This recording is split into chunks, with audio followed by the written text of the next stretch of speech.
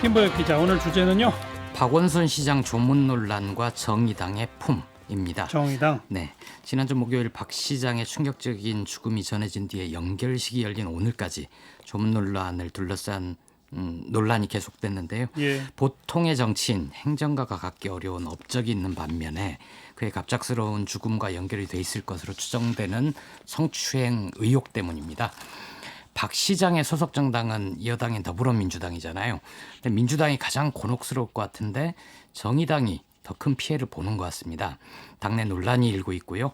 일부 당원들이 탈당하기도 했습니다. 예. 정의당 소속 국회의원 2명이 조문하지 않겠다. 피해를 호소한 고소인 격퇴 있겠다. 이렇게 발표하면서 벌어진 일입니다. 그 두 명이 류호정, 장혜영 의원이죠? 예. 다른 의원들은 조문했고. 맞습니다. 예. 이 조문 여부는 개별 의원들의 판단에 맡겼기 때문인데요. 청년 세대인 류호정, 장혜연 의원은 조문하지 않았고 심상정 대표를 포함해서 나머지 4명의 의원은 빈소를 찾아서 조문을 했습니다. 그러니까 젊은 의원들은 거부하고 40대 이상의 의원들은 추모에 힘을 보탠 거죠. 예. 당 차원에서는 박 시장의 사망 소식이 알려진 직후 10일 새벽 2시께에 시장과 유가족에게 애도의 마음을 전한다. 짧게 논평을 냈습니다. 네. 조문 안 가겠다고 한 두 의원은 그 고소인 보호를 앞세운 거죠? 예, 박 시장의 업적에 대해서는 이견이 없을 것 같습니다. 그런데 이제 두 의원은 그것과 무관하게 일방적인 추모 분위기가 성폭력 피해 고소인에 대한 2차 가해로 이어져서는 안 된다는 데 강조점을 둔 거죠. 심상정 대표 등은 이 피해 호소인 보호 그리고 연대라는 가치와 고인에 대한 추모가 양립 불가능하지 않다. 이렇게 판단한 것 같습니다. 류호정, 장혜영 의원의 조문 반대 이유를 좀 정리해 주시면. 류 의원은 10일 날 당신이 외롭지 않기를 이라는 입장문을 냈습니다. 이 고인이 얼마나 훌륭히 살아왔는지는 다시금 확인한다. 이렇게 얘기를 하면서도 이제 고소한 당신이 벌써 시작된 2차 가해와 신상털이에 가슴팍 꾹꾹 눌러야 겨우 막힌 숨을 쉴 수 있을 당신이 혼자가 아님을 알았으면 좋겠다. 이렇게 불참 의사를 밝혔고요. 예. 장혜영 의원도 차마 아무 일도 없었다는 듯이 애도할 수 없다. 이렇게 얘기를 했습니다. 당원들 가운데 이제 탈당 의사를 밝힌 당원들은 그래도 고인과 상중에 있는 유족에 대한 예의가 아니지 않느냐 이런 비판이 나왔습니다. 이 성추행 의혹과 별개로 시민운동사에 남긴 족적을 봐야 한다. 그리고 일단은 고소한 상태이니까 무죄 추정의 원칙에 따라야 하는 거 아니냐 이런 의견입니다. 네. 그래서 탈당 숫자가 늘어나고 있어요? 예전에는 홈페이지에서 확인할 수 있었는데 지금은 어느 정도인지 알 수가 없습니다. 탈당이 이어지고 있다는 의견도 있고 반대로 그렇게 심각한 정도는 아니고 오히려 후원이 이어지고 있다 이런 의견도 있습니다.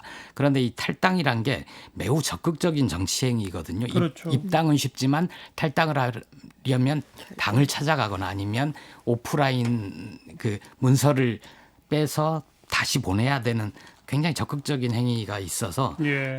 탈당 행렬이 있다는 것만으로도 심각한 거죠. 지금은 글이 내려진 것 같은데요. 정혜연 전 정의당 청년 부대표가 페이스북에 글을 한번 올린 적이 있습니다. 당원들의 탈당이 이어지고 있다. 우리 당이 이러한 논란의 한복판에 있게 될 줄 생각지도 못했다. 최소한 사람된 도리에 맞게 할 말과 안 할 말을 가릴 줄 아는 정치는 어디 갔느냐 이렇게 호소를 했었습니다. 그러니까 그런 입장에 동조하는 사람들은 탈당 쪽이고 예. 그렇지 않은 의견도 있는 거죠? 예, 개별적으로 고맙다, 위로받았다 이렇게 후원을 해오는 경우도 있다고 정의당 관계자가 말했고요. 당분간 겪어야 할 진통이라고 본다 이렇게 보는 견해도 있었습니다.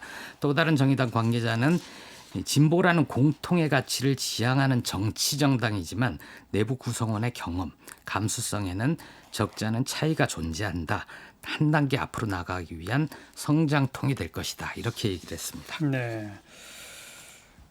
아까 그 방금 얘기한 성장통 예. 한편에서는 이게 민주당 이중대가 아닌 정의당의 홀로서기 과정의 진통이다 이런 예. 얘기도 나오더라고요. 총선 이후에 정의당은 현재 혁신안을 준비하고 있죠. 혁신위원회를 만들어서 다음 주 중에 보고가 될 것 같은데요. 누구를 대변할지를 고민하는 거죠. 민주당 이중대론도 꾸준히 있었고요. 그래서 이제 진정한 진보 야당으로 가야 되는 거 아니냐 예. 이런 의견이 있습니다. 심상정 대표가 지난 토요일에 정의당 전국 지역위원장 워크숍을 했는데요.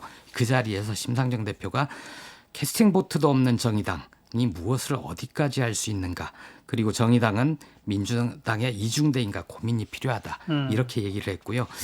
이제 2주 후에 2주기를 맞는 노회찬 대표님의 유지를 마음에 새기면서 우리 모두 깊이 성찰하여 당당하게 앞으로 나아가자, 혁신 의지를 다졌습니다. 예. 한마디 좀 거들고 싶은데, 일단 무죄 추정의 원칙도 많고 정의당의 어떤 색깔이나 위상이나 이런 것들을 생각하는 것도 좋지만은, 일단 저는 이게 박 시장의 죽음으로써 공소권 없음으로 결론이 지어진다는 것 자체가 가슴이 좀 아프거든요.